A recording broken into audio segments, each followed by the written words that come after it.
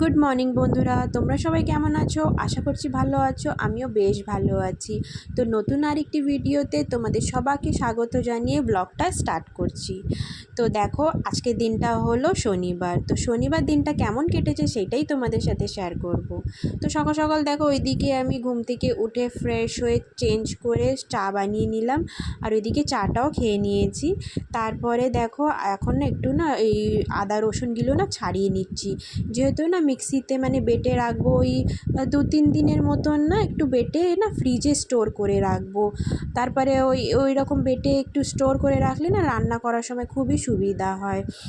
আর এই তো ছোটো মেয়ে আছে, তো প্রত্যেক দিন এইভাবে মানে ছাড়িয়ে বেটে রাখা না অতটা সময় উঠে মানে পারি না।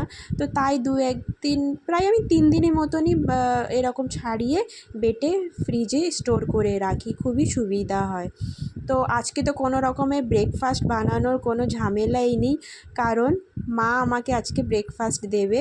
তো আজকে না ব্রেকফাস্টে ওই মা সাউথ ইন্ডিয়ান রেসিপি কিছু মানে একটা আছে, তো ওই দোসার চাটনি বানাবে। তো দেখো, ওইদিকে তো ঘর বাড়ি পরিষ্কার করে চলে এসেছি, মেয়েকেও ঘুম থেকে উঠিয়ে ফ্রেশ করিয়ে তারপরে চলে এসেছি। আর এইদিকে না এই দাদার ঘরে এসেছি। তো নিচে এসে না তারপরে আমরা এই ব্রেকফাস্ট করছি। তো বাচ্চারাও ব্রেকফাস্ট করছে, সবাই মিলে একসাথেই বসেছি ব্রেকফাস্ট করতে। তো ইডলি, দোসা, চাটনি না আমাদের এইখানে না সবাই খেতে খুব ভালোবাসে। তো মাঝে সাঝে এইভাবে ব্রেকফাস্ট এইগুলোও করে থাকি, যেহেতু আমার মেয়ে ছোটো, তো এখন সেরকম মানে ওই বেটে তারপরে ওই চাল টাল বেটে যে রেডি করতে হয় ওইগুলো না এতটা সময় পারি না। তাই মা যখন মাঝে সাঝে বানিয়ে থাকে তো আমাকেও দিয়ে থাকে। তো তারপরে দেখো, ওইদিকে তো ব্রেকফাস্ট সবাই করে নিলাম, আর সোজা চলে এসেছি রান্না বান্না করতে। তো কিচেনে চলে এসেছি, আর ওইদিকে ডাল সিদ্ধ বসিয়ে দিয়েছি, পেঁয়াজ আলু সব কেটে নিয়েছি, মশলাটাও বেটে নিয়েছি। আর এইদিকে না আজকে রান্না করব সয়াবিন। তো সয়াবিনটাও না গরম জলে ভিজিয়ে রেখে তুলেও নিয়েছি। তারপরে দেখো, ওইদিকে তো ডালটা মানে প্রায় সিদ্ধ হয়ে গেছিলো, আর এখন ডালটা না ফোড়ন দিয়ে নেবো। ডালটা ফোড়ন দেওয়ার পরে ওইদিকে সয়াবিন তরকারিটাও বসিয়ে দেবো। তো আজকে বেশি কিছু রান্না করব না, ওই ডাল হবে আর সয়াবিন রান্নাটাই করব, আর ভাত করব। তো এইদিকে দেখো ফোড়নটা দিয়ে নিচ্ছি। আর জানো তো, ওই ব্রেকফাস্টের কথা যে বলছিলাম, ওই সাউথ ইন্ডিয়ান খাওয়া না আমাদের এইখানে খুবই ভালোবাসে। তো তোমরা কে কে খেতে পছন্দ করো দোসা, ইডলি, চাটনি, অবশ্যই আমাকে কমেন্টে জানিও। আমার তো বেশ ভালো লাগে, আর আমার মেয়েকেও মানে যখনই মা বানিয়ে থাকে তো মেয়েকে দিচ্ছি না, খুবই ভালোবাসছে, মানে ও নিজে একা হাতেই তুলে খেয়ে নিচ্ছে। তো এই ব্যাপারটা হলো। তারপরে দেখো, ওইদিকে ডালটাও ফোড়ন দিয়ে দিয়েছি, ডালটাও হয়ে গেছে। আর এখন সয়াবিন তরকারিটা করে নেব। আর সয়াবিন তরকারিটা না খুব মানে প্রায় আমি এই রাত্রিবেলাই বানিয়ে থাকি, কিন্তু আজকের বানাচ্ছি বলতে বাড়িতে না ওই মাছ ছিল না। তো আমাদের এখানে না বেশ বৃষ্টি হচ্ছে, তো বৃষ্টির কারণে না মাছ না সেরকম মানে বাজারে সেরকম আসছে না ভালো। আর ওই কলকাতার মাছ তো সেরকম ভালো ছিল না বাজারে, তো হাজব্যান্ড নিয়ে আসেনি, পছন্দ হয়নি। তো বাড়িতে মাছ ছিল না, তো ভাবলাম ঠিক আছে সয়াবিনটা আছে, সয়াবিনটা রান্না করে নিই। তো সয়াবিনটা যেইভাবে নর্মালি বানানো হয় ওইভাবেই বানাচ্ছি। প্রথমে সয়াবিনটা না গরম জলে মানে উষ্ণ জলে যে ওটা ভিজিয়ে রেখেছিলাম, তারপরে ভালো করে তুলে নিয়েছি। আর এখন মানে হালকা করে সয়াবিনটা একটু ভেজে নিতে, যেহেতু ভেজে নিলে না ওই একটা গন্ধ ভাব থাকে সেইটা চলে যায়। তারপরে ভেজে নেওয়ার পরে তুলে নিয়েছি, আর সামান্য তেল দিয়ে এইদিকে একটা শুকনো লঙ্কা, গোটা জিরে আর তেজপাতা ফোড়ন দিয়ে তারপরে পেঁয়াজ আলু দিয়ে দিয়েছি। পেঁয়াজ আলুটা না একসাথেই দিয়েছি, যেহেতু আলুটা একটু ভাজতে সময় লাগে, তো আর ছোটো ছোটো করেই আলু কেটেছি, তাড়াতাড়ি হয়ে যাবে করে। তারপরে হালকা হালকা ভাজা হয়ে গেছে আলু পেঁয়াজ, ওইদিকে আদা রসুন পেস্ট দিয়ে দিয়েছি। আর বাকি যে মশলা হয়, হলুদ গুঁড়ো, লঙ্কা গুঁড়ো, লবণ আর একটু জিরে গুঁড়ো দিয়েছিলাম। আর নামানোর আগে না একটু গরম মশলা দেবো। তো তারপরে ওইদিকে মশলা ফসলা ভালো করে কষে নিয়েছি, আর এখন জল দিয়ে দিয়েছি। জল দিয়ে দেওয়ার পরে সয়াবিনটা দিয়ে দিয়েছি। সয়াবিনটা প্রায় সিদ্ধ হয়ে গেছে, আলু সিদ্ধ হয়ে গেছে। আর এখন দেখো গরম মশলাটা দিয়ে দিলাম। তো রান্না আমার প্রায় এখানে সয়াবিনটা হয়ে গেছে। আর ওইদিকে দেখো ভাত বসিয়ে দিয়েছি। তো ভাতটাও হয়ে গেলে রান্নাবান্না কমপ্লিট হয়ে যাবে। তারপরে কিচেনটা ভালো করে ক্লিন করে নেবো। তো এইদিকে না কিছু কচু নিয়েছিল, মানে গাঁটি কচু। তো গাঁটি কচুটা ওই একটু একটা বাউলে বের করে রাখছি। আর ওই 3টে মতন লেবু নিয়ে এসেছিলো, পাতিলেবু। তো পাতিলেবুটা ওই বের করে নিচ্ছি। তারপরে এইদিকে কিছু না বাসন ধুয়ে রেখেছিলাম কালকে রাত্রিরে, তো সেইগুলো ওই জায়গার মতন গুছিয়ে নিচ্ছি। আর প্রত্যেক দিন তো এইভাবেই আমি রাত্রিবেলা সব বাসনগুলো ধুয়ে রাখি, যেহেতু খুব সুবিধা হয় সকালবেলা।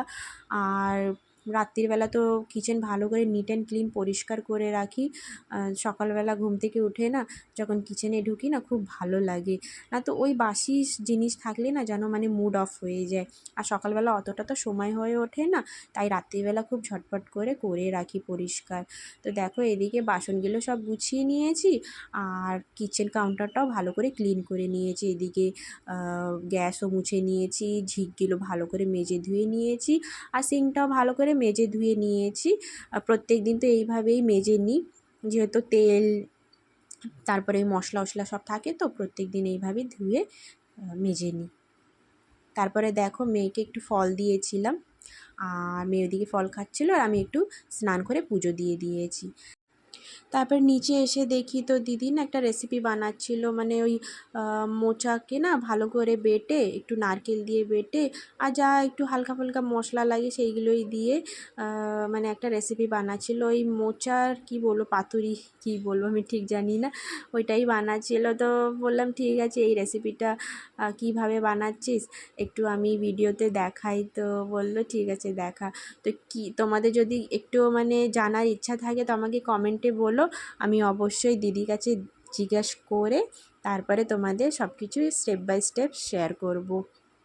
তো দিদি এইভাবেই মানে পাতাতে বেঁধে যেই রকম বানানো হয় সেইভাবেই বানিয়ে নিচ্ছিল। আর পাতাটা না প্রথমে একটু গরম করে নিয়েছিলাম, যেহেতু ফাটার কোনো ভয় থাকবে না। তো এইভাবে বেঁধে টেঁধে নিয়ে এখন ভেজে নেবে। তো তাওয়াতে ভাজছে।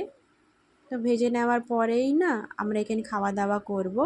তারপরে তার আগে মেয়েকে স্নান করাতে হবে। তো এইভাবে ভেজে নিচ্ছিল, আর খেতে না খুবই টেস্ট হয়েছিল। আমি প্রথমবারই খেয়েছি, দিদির হাতেরই প্রথমবার খেয়েছি। তো খেতে খুবই টেস্ট হয়েছিল। তো যাই হোক, তারপরে দেখো মেয়েকে ওই দিকে স্নান করিয়ে দিয়েছিলাম, স্নান করিয়ে ওকে একটু ওই রেডি উডি করিয়ে দিয়েছিলাম। আর ওকে বলছিলাম যে মা তুমি একটু স্মাইল দাও, আমি ভিডিও করছি। তো দেখো পুতুল নিয়ে লোকাচ্ছিল, মানে আজকাল এত দুষ্টুমি করে কি বলবো। যাই হোক, তারপরে ওইদিকে খাওয়া দাওয়া করে একটু ঘুমিয়ে পড়েছিলাম। তারপরে এইদিকে কিছু জামা কাপড় ছিল ধুয়ে রেখেছিলাম আগের দিন, তো সেইগুলোই ভাঁজ করে নেব। তো এখানে প্রায় ওই 5টা নাগাদ বাজে। তো বিকেলবেলায় আমি জামা কাপড় সব ভাঁজ করে থাকি, যেহেতু খুবই সুবিধা হয়। আর এই সময় তো সেরকম একটা কাজ থাকে না, তো এই জন্যে বিকেলবেলাটাই না ভাঁজ করার একটা সময় আমি ফিক্স করে রেখেছি। তারপরে মেয়ে ওইদিকে ঘুম থেকে উঠে খেলা করছিল, আর আমি এইদিকে জামা কাপড়গুলো সব ভাঁজ করে নিচ্ছিলাম। আর দেখতে পাচ্ছ কত জামা কাপড় হয়ে গেছে, মানে বেড কভার, তারপরে এই জামা প্যান্ট, প্রত্যেক দিনের যে জামা প্যান্ট হয় মেয়েরও, আমার হাজব্যান্ডের, সবার। তো অনেকটাই জামা কাপড় ছিল, সেগুলোই ভাঁজ করে নিচ্ছি। তো বন্ধুরা এখন সব কিছু ভাঁজ করে নিয়ে তারপরে জায়গার মতন রেখে দেবো। তো ব্লগটা কেমন লাগলো অবশ্যই কমেন্ট করে জানিও। আশা করছি ভালো লেগে থাকবে। যদিও একটু ভালো লেগে থাকে লাইক করে দিও, চ্যানেলটিকে সাবস্ক্রাইব করে নিও, আর এইভাবে পাশে থেকেও আর ভালো ভালো কমেন্ট করো। আগের দিন ব্লগে আমাকে বেশ দুজন কমেন্ট করেছে। কিউট বেবি শর্টস চ্যানেল থেকে আমাকে কমেন্ট করেছে, পায়েস বেশ ভালো লাগছে দেখতে, খেতে তো দারুণ হবে, ইয়ামি। আর বলেছে নাইস ব্লগ। Thank you. এইভাবেই পাশে থেকে ভালো ভালো কমেন্ট করো। আর বলেছে আফরিন ব্লগ থেকে আমাকে বলেছে, কোনো দিন বানাইনি পায়েস, এখন তোমার ব্লগ দেখে ট্রাই করব, দেখে ভীষণ ভালো লাগছে পায়েস recipe. Thank you so much. এইভাবেই পাশে থেকো। তো দেখা হচ্ছে নেক্সট ব্লগে। টাটা।